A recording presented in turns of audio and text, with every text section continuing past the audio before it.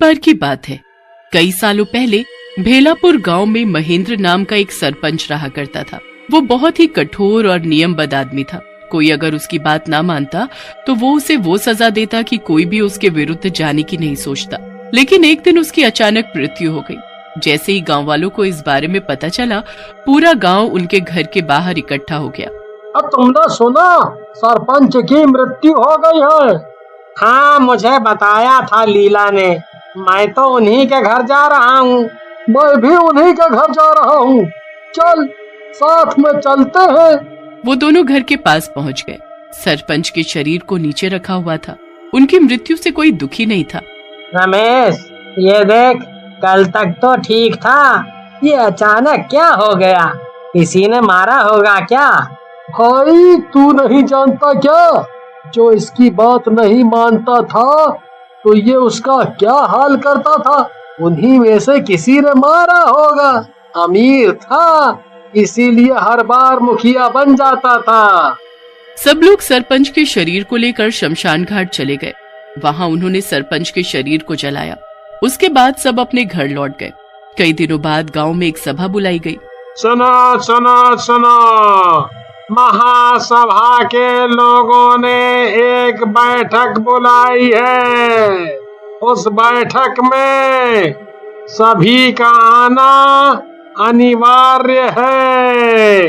वहां नए मुखिया का चुनाव किया जाएगा। सुनो सुनो सुनो। के लिए पहुंच गया। तुझे क्या लगता है, इस बार नया मुखिया कौन बनेगा? देख भाई, तू तो जानता है मैं इन पचड़ों में नहीं पड़ता। मेरी तरफ से कोई भी बने, बस काम ठीक करे और मुझे कुछ नहीं चाहिए। हाँ। कुछ दिनों पहले हमारे पूर्व सरपंच जी की मृत्यु हो गई।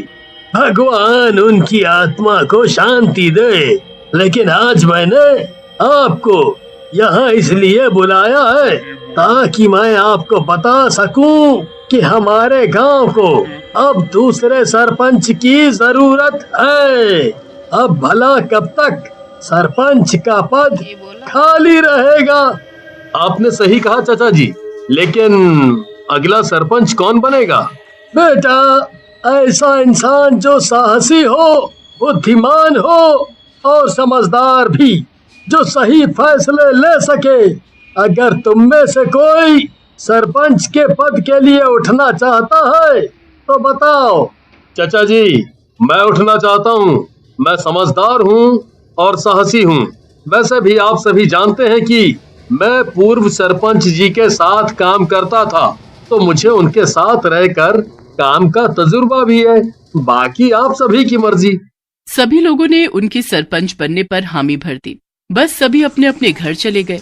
विक्रम मन ही मन बहुत खुश हुआ। वो अपने घर जा रहा था, तभी उसे किसी और के पीछे से चलने की आवाज महसूस हुई। उसने पीछे मुड़कर देखा। कौन है भाई? कोई है तो सामने आ जाओ, साथ ही चल लेंगे। लगता है मेरा वहम है। विक्रम घर चला गया। रात को विक्रम सोने चला गया। अचानक उसको सांस लेने में दिक्कत होने लगी। क्या हुआ जी? मेरा दम घुट रहा है। ऐसा लगा जैसे कोई मेरा गला दबा रहा हो। यहाँ तो कोई नहीं है। आपने जरूर कोई बुरा सपना देखा होगा। आप ऐसा करिए, पानी पी लीजिए। अगले दिन विक्रम बाथरूम में जाकर अपना मुंह धो रहा होता है कि तभी अचानक उसने देखा कि सामने शीशे में से कोई हाथ उसकी तरफ आ रहा है। विक्रम डर गया।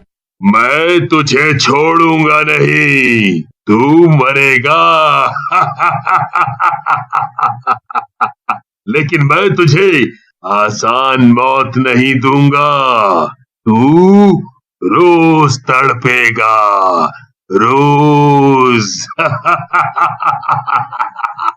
कौन है? सामने आओ। मैं कहता हूँ सामने आओ।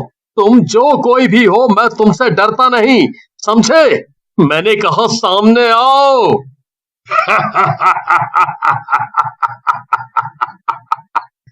तू कौन होता है कहने वाला? जो मैं चाहूंगा वो होगा।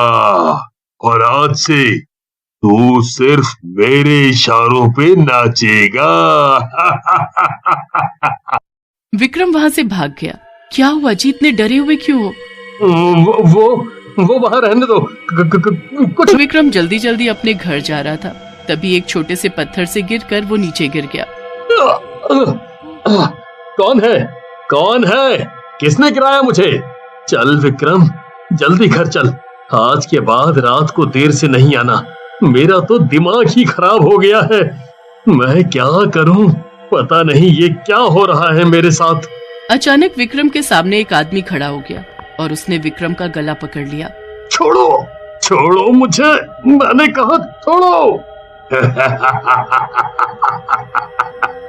ऐसे कैसे छोड़ दूं तुझे? मैंने कहा था ना, तू रोज तड़पेगा। तेरी मौत मेरे ही हाथों होगी, समझो तू। पहले मैं तेरे साथ खेलूंगा, फिर तुझे धीरे धीरे तड़पा तड़पा कर मारूंगा। तभी पीछे से एक साइकिल पर मनोज आ रहा था।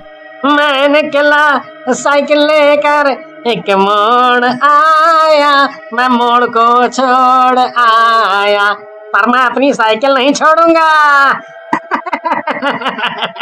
तभी